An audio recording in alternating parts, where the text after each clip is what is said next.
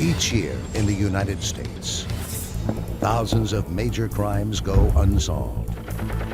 When the case has gone cold and police have nowhere to turn, they seek assistance from the public. This is a program dedicated to solving these cases.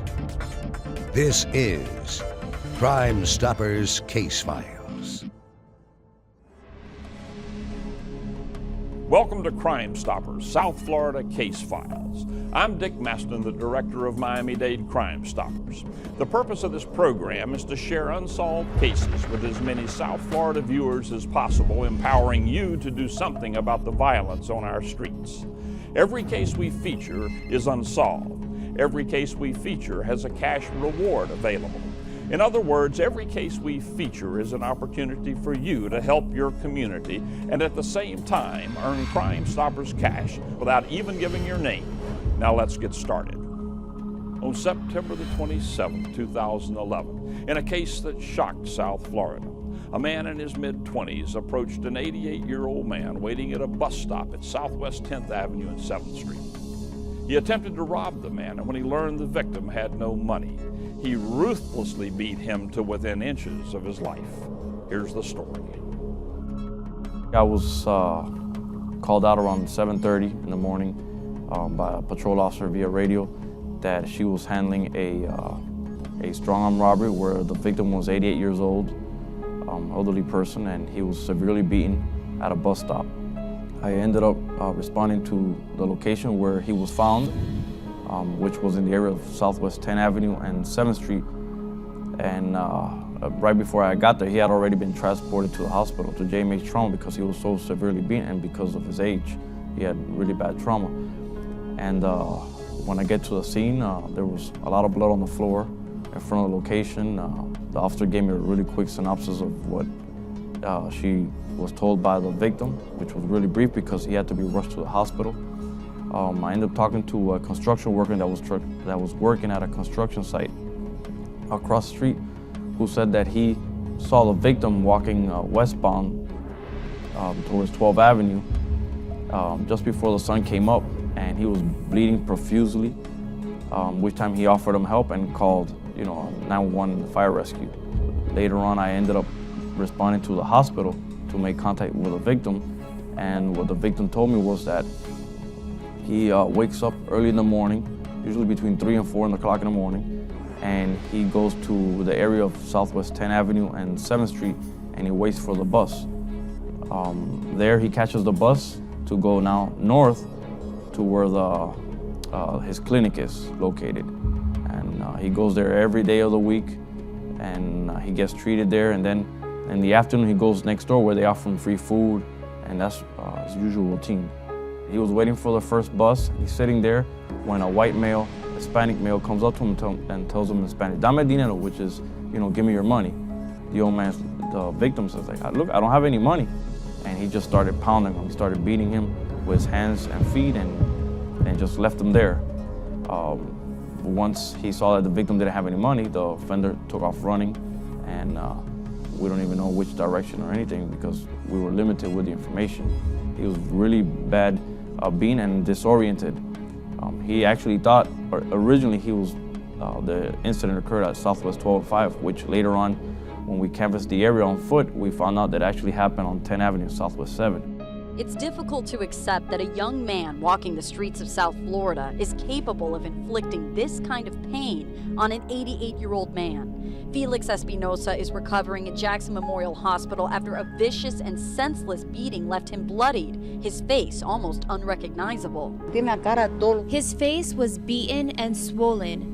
Blood was coming from his mouth and his eyes. Espinosa's niece, Nereida Santana, says he is a good man who enjoys playing dominoes. Every day he takes the bus to a clinic that serves the elderly lunch, but this time when he reached Southwest 7th Street and 10th Avenue, he received the worst beating of his life. Espinosa was waiting at this bus stop when the man approached him. He says the man was in his 20s and demanded money. He said he didn't have any money, and that's when the man began hitting him. And the attack was so vicious that Espinosa didn't even know whether he was using an object or just his bare hands. He was hit probably about 4 to 7 times. The doctor told me he had severe trauma to his face. All the trauma was on his face. Nothing was taken from him. I spoke to one of the persons that live right in front of the bus stop. He says, yeah, he told me, I always see him, between 3 and 5 waiting at the bus stop. And, this neighborhood is not the greatest. There's a lot of young guys that are out here, doing stuff and constantly beating up on people and robbing them. But with just a matter of time, I thought something like this would happen to him because he's always here before the sun comes up. After the attack, police say Espinosa worried he couldn't afford an ambulance, so he stumbled back to his Little Havana apartment and tried to clean the blood. When he stepped back onto the street, a construction worker noticed his injuries and called 911. Estaba solito. He was all alone. What could he do? He's a very old man. What do you want to tell the man that did this to your uncle? ¿Qué quiere decir al hombre que hizo esto? He is an abuser who must pay for his crime. He is a monster. As of this time, we still haven't gotten any leads, but based on the facts of the case, you would have to be a really brutal person to beat up an old man that's 88 years old. Probably doesn't even weigh more than 120 pounds, who can't even defend themselves. He was thrown on the ground, beaten very severely, couldn't even defend himself, didn't have any money, nothing was taken from him. What we're looking for is a white Hispanic male in his early 20s, just a little bit taller than the victim, which is approximately 5'5", 5'6", who might frequent the area. In the ruthless beating of an 88-year-old man, police are looking for a white male in his 20s who stood approximately 5 feet 5 inches tall. Who could do this to a defenseless 88-year-old? Coming up, you'll learn about the March 2008 murder of 23-year-old Daniel Telfort on Northwest 53rd Street in Miami when we return with Crime Stoppers Case Files.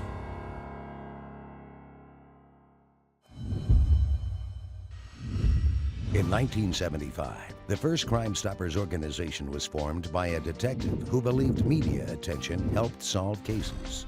Since then, thousands of Crime Stoppers organizations have been formed around the globe with the same mission, encouraging members of the public to stand up against crime.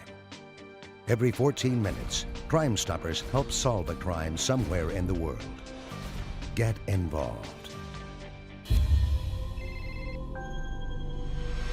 On Saturday, March 8th, 2008, at 12:30 in the afternoon, 23-year-old Daniel Telfort was shot in his vehicle as he pulled up to his house on Northwest 53rd Street in Miami. Here's the story. My son named Daniel Telfort, and Daniel Telfort was a loving person, kind person, all the time smiling, helping people. Daniel was my only child.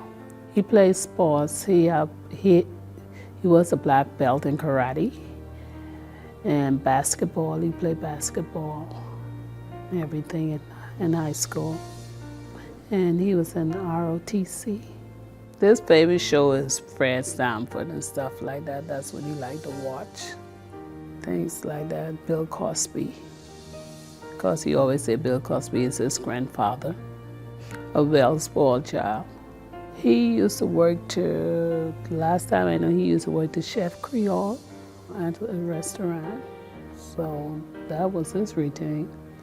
A lot of things he tell me, and I just smile up some of the things what he tell me, rejoice in those things. March 8th, 2008. City Miami police officers were dispatched to number 62 Northwest 53rd Street, reference shots fired. Upon officers' arrival, the victim was found inside his vehicle on the driver's side. Apparently, he had suffered several gunshot wounds. The victim's name was Daniel Telfort. He was 23 at the time of the homicide. This is a single-family home, residential neighborhood. This crime occurred on a Saturday morning, approximately 12:30. On early Saturday. He arrived, apparently he had been sitting in the car, and according to some of the information given on the scene, there was a gold vehicle that approached the victim as he was sitting in his car, coming from Miami Avenue towards 2nd Avenue, from an eastward to a westward direction. The vehicle stopped adjacent to the victim's vehicle. The passenger got out, said something to the victim, where is he, and brandished a firearm and then fired several shots into the victim. Fled back into the car, and the car left the scene going westbound from the location. My birthday was March the 6th. My son died March the 8th. Before my son, he spent the night out, and he said, Mom, I have something for you, and I'll bring it in to you tomorrow morning. I said, what it is? And then he said, don't worry about it. You wait until you get it. I said, okay. I never found out the gift what he brought me.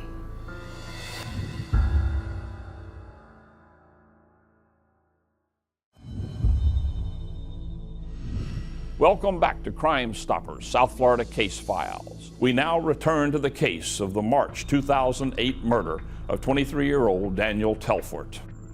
On March 8, 2008, 23-year-old victim, Daniel Telfort, was shot and killed in front of his home in number 62 Northwest 53rd Street.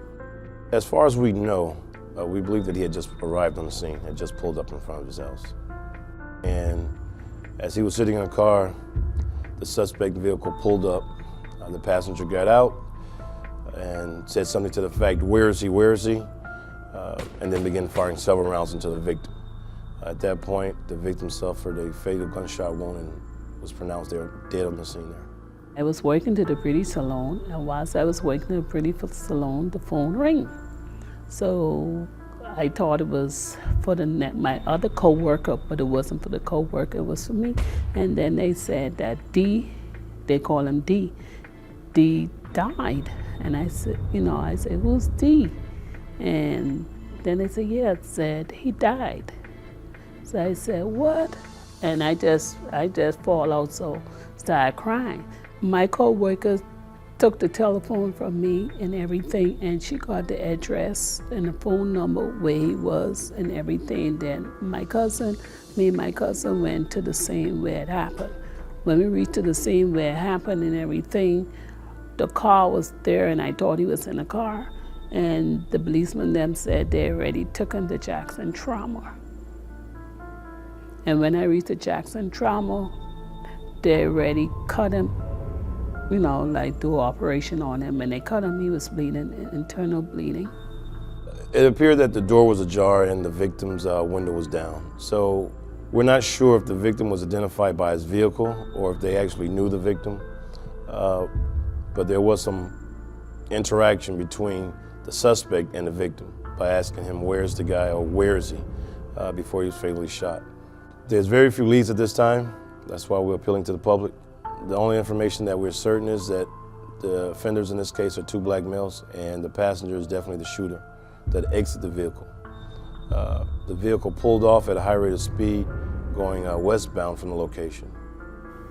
My life,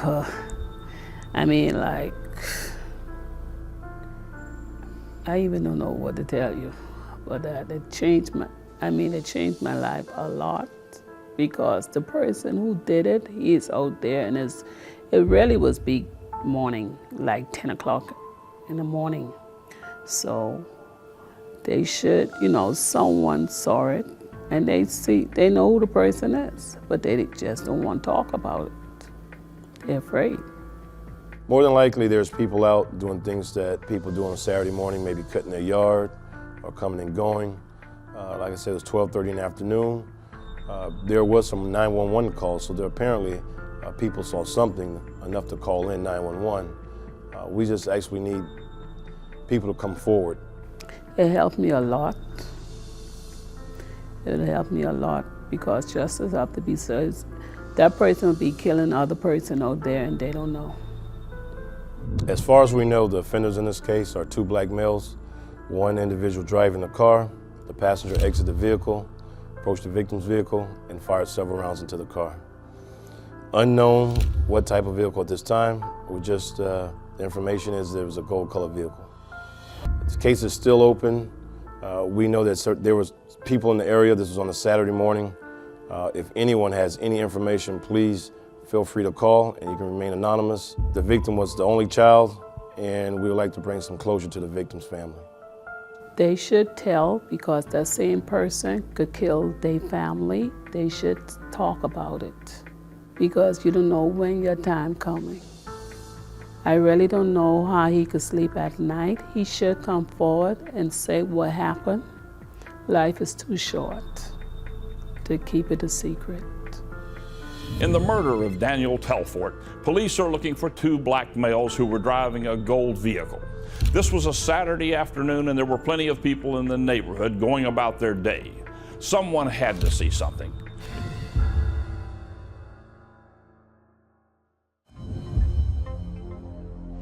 Welcome back to Crime Stoppers, South Florida Case Files. I'm Dick Maston. It's been proven that programs such as ours solve crimes after several airings of a case. With that in mind, we'd like to quickly review a few cases that we've featured on past episodes. On May 15, 2009, at approximately 11 p.m., Keanthony Evans was ambushed and killed in front of 240 Northwest 21st Street. Mr. Evans was returning to his girlfriend's house, who lives on 22nd Street. Apparently something caught his attention. Somebody called him over. Check it out. There were a couple of vehicles there waiting for him. The encounter was friendly enough that he looked into the vehicle. Whoever was inside the car shot him in the face, point blank, with a .40 caliber. They shot him in the mouth area. He immediately dropped his bike, ran towards Northwest 2nd Avenue, south to 21st Street. 2 vehicles followed him. He ended up in a building which is 240 Northwest 21st Street. He, in vain, attempted to enter some of the apartments. Nobody allowed him. At that same time, the 2 suspects who had followed exited their vehicles and began shooting the victim with 2 to 3 assault rifles. Both suspects opened fire through the gate. He immediately went down. One of them entered the atrium and finished Mr. Evans off with his .40 caliber. They both exited the atrium, entered the vehicle, and then fled westbound on 21st Street. What we're looking for are 2 black males, one short, heavy, beard. The other is taller, also with a beard. The type of vehicles, we believe the first one to be a newer model Ford Edge, silver in color.